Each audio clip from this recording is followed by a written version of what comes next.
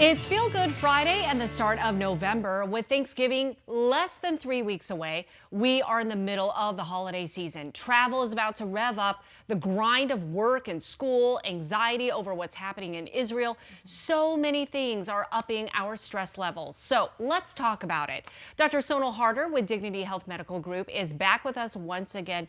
This is obviously such a very stressful time right now. I feel like once we get into Halloween and forward, that's it. Absolutely. So you're seeing a lot of the stress with a lot of your patients. Yes. What are they going through? So I've seen like this surge of anxiety disorders, insomnia or sleep disorders, depression, and overall stress, especially what's happening in the Middle East, has added a layer.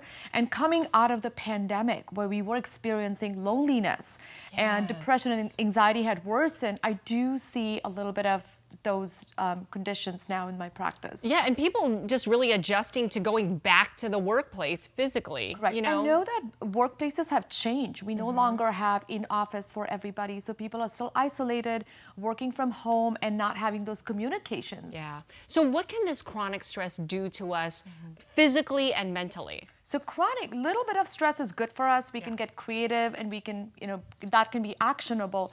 But chronic stress can actually cause generalized anxiety disorder, which can be very disabling to people, sleep challenges, high blood pressure. Also, it leads to having some coping mechanisms like drinking excessive alcohol or eating to soothe your mood or, mood disorders. So those are things that we have seen related to stress. Yeah, I was going to say, at least when I'm stressed, I eat more, I eat badly, I'll break out, I'm irritable. I mean, it's just, it's like all of the above. And I think most of us are not mindful when we are under stress. We are just looking to, distract ourselves. And that is one of the outcomes when you're under chronic stress. Yeah. Okay, so let's talk about how do we manage this stress. Okay, you mentioned a lot of things. There's exercise, which we know is a great stress reliever. Absolutely. And when people think of exercise, it's not 60 minutes at the gym. It could be 10 to 15 minutes of something.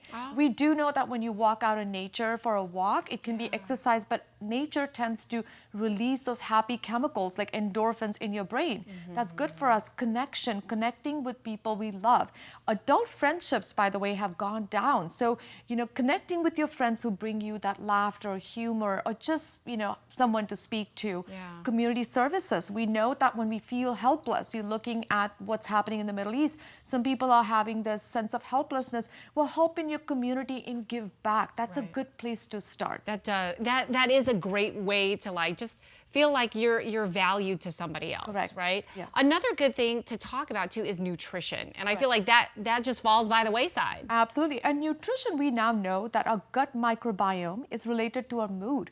So when you feed your body nutritious, good food, that actually does help with anxiety and mood to some extent. It also helps us maintain weight, which also is a cycle of feeling good overall. So I think overall well-being improves with good nutrition. Something I know you are very, very passionate about is mindfulness. Yes. Yes. Talk about that. Mindfulness is actually being in the moment. Now, how many times are we guilty of thinking about tomorrow or thinking about next week, especially with holidays? And we forget that in all honesty, we have control over this moment, and being present in this moment requires practice. And this is something you cannot wing it. You really have to practice this on a daily basis. And you practice a lot of meditation too. I do. You've tried to get me into that. It's so hard for me because my mind goes everywhere. Meditation, sometimes people think about this as a lot of time. I do it in my car before I leave work for work or before getting into my house. In the garage for 5 minutes on my Calm app, just play a video or audio that helps you soothe